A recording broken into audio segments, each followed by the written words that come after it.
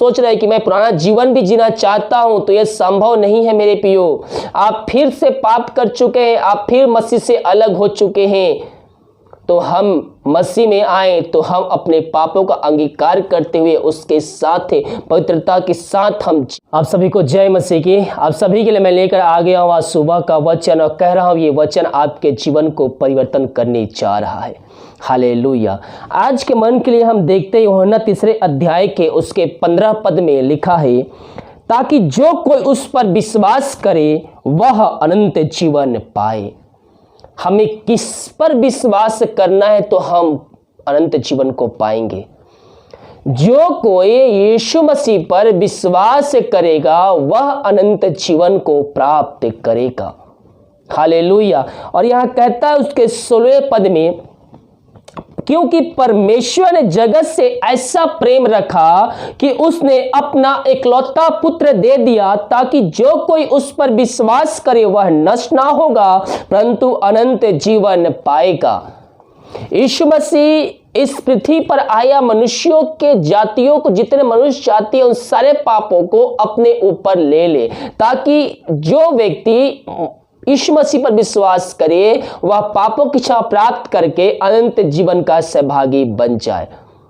परमेश्वर ने अपने इकलौते पुत्र को इस पृथ्वी पर भेजा ताकि पृथ्वी के पाप को वो अपने ऊपर ले ले। मेरे प्रियो, परमेश्वर हमसे बहुत प्रेम करता है, अनोखा प्यार है उसका। वो हमसे इतना प्यार करता है कि उसने अपना इकलौता पुत्र इस पृथ्वी पर भेज दिया। और वो जो पुत्र है यानी कि यीशु मसीह हमसे इतना प्यार करते हैं मेरे प्रियो, कि वो अपना अंतिम रक्त बहा दिया, ताकि जो कोई उस पर विश्वास करे वह कभी भी नष्ट ना होगा। ये पृथ्वी पापों में डूबी हुई थी, ये पृथ्वी पापों में चल रही थी, फिर रही थी, लेकिन परमेश्वर के द्वारा एक जन इस पृथ्वी पर आया। जो कोई इस पर विश्वास करे वह पापों से उद्धार पाएगा। यहां कहता है, क्योंकि परमेश्वर ने जगत से ऐसा प्रेम रखा कि उसने अपना इकलौता पुत्र दे दिया, ताकि जो कोई उस पर विश्वास करे वह नष्ट ना हो परंतु अनंत जीवन को पाए। हमें किस पर विश्वास करना है? यीशु मसीह पर विश्वास करना है। उसको हमें अपने जीवन का उद्धारकर्ता स्वीकार करना है और विश्वास करना है कि परमेश्वर ने यीशु मसीह को मरे हुओं में से जिलाया है और वो आज जीवित है और हमारे संग है, तो आप उद्धार को प्राप्त करेंगे। हम कैसे नया जीवन को प्राप्त कर सकते हैं मेरे प्रियो? जब एक पापी मनुष्य मसीह यीशु में आता है, उसके वचनों को जानता है और उसका हृदय परिवर्तन होता है वचनों के द्वारा, वो व्यक्ति अपने जीवन का उद्धार करता प्रभु यीशु मसीह को स्वीकार करता है। कैसे? वो जो पापी था वो यीशु मसीह के सामने घुटनों पे आएगा, अपने पापों की क्षमा उससे मांगेगा कि प्रभु मैं तेरे वचनों से अनजान था, मैं जीवन भर में जो भी जाने अनजाने मुझसे गलतियां हुई है, जो मुझे पाप हुआ है, जो नहीं करना चाहिए था, उन सारे पापों को अंगीकार करेगा यीशु मसीह के सामने, उसको मानेगा और उससे वादा करेगा कि मैं ये दोबारा नहीं करूंगा। वो व्यक्ति जो पहले पापी था, वो व्यक्ति यीशु मसीह में आएगा तो वो नया जीवन को पाएगा। जो उसका पुराना मनुष्य था, उन सारे बातों को, उन सारे कामों को जो करता था, यानी गलत काम जो करता था, जो बुराई करता था, उन सारे बातों से मन फिराकर उसको यीशु मसीह में एक नया जीवन यापन करना है।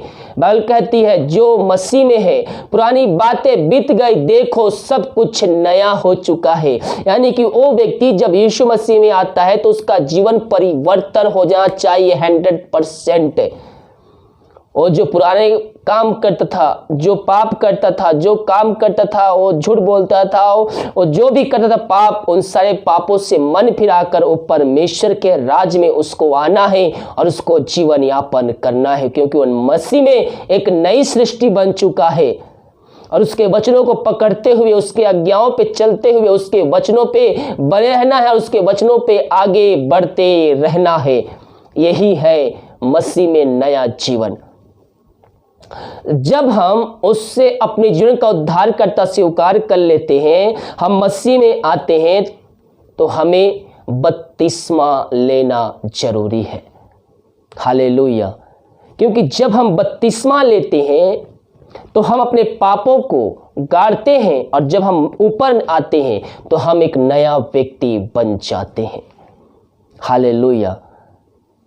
मेरे प्रियो, हम अपने पापों का अंगीकार उसके सामने कर ले, और जब हम अपने पापों की क्षमा उससे मांगेंगे, वो दयालु है, अनुग्रहकारी है, वो हमें हर एक पापों से मुक्त करेगा, अपने लहू से धोकर शुद्ध और पवित्र करेगा और अपने राज का वारिस बनाएगा। परमेश्वर मसीह परमेश्वर नहीं चाहता है कि कोई भी मनुष्य जय नरक की आग में डाला जाए। परमेश्वर नहीं चाहता है कोई मनुष्य नरक की आग में डाला जाए और सदियों तक के वो पीड़ा को सहता रहे। इसीलिए परमेश्वर ने अपने इकलौते पुत्र को इस पृथ्वी पर भेजा, ताकि उसके द्वारा इन मनुष्यों का उद्धार हो सके, अपने पापों की क्षमा इस लहू के द्वारा प्राप्त करके वो अंत जीवन में प्रवेश कर सके और स्वर्ग राज का वारिस बन जाए। परमेश्वर नहीं चाहता था कि हम नरक के लायक बने, इसीलिए उसने एक रास्ता निकाला और अपने इकलौते पुत्र को इस पृथ्वी पर भेजा। और यीशु मसीह मनुष्य के रूप में इस पृथ्वी पर आया, और जो हमें महसूस होता, जो हमें दर्द होता है, जो हमें भूख लगती है, वो भी यीशु मसीह को महसूस हुआ, वो भी काम किया और वो भी इन दुख दर्द को सहा। जब हमारे जीवन दुख तकलीफ आता है तो प्रभु यीशु मसीह उस वेदना को जानते हैं, उन दुखों को जानते हैं, क्योंकि इन परिस्थितियों से वो गुजर चुके हैं।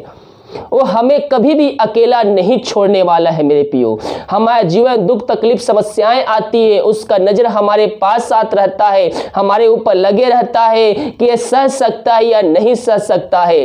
वो हमारे जीवन उतना ही दुख तकलीफ भेजता है कि हम वो सह सके, और उससे निकलने का भी एक रास्ता रखे रहता है। जब हम विश्वास बने रहते हैं, जब हम विश्वास में बने रहते हैं, आगे बढ़ते हैं, उस पर भरोसा रखते हैं, तो वो रास्ता हमें दिख जाता है। हालेलुया। बाइबल कहती है, प्राण देर तक विश्वास रख तो मैं तुझको जीवन का मुकुट दूंगा।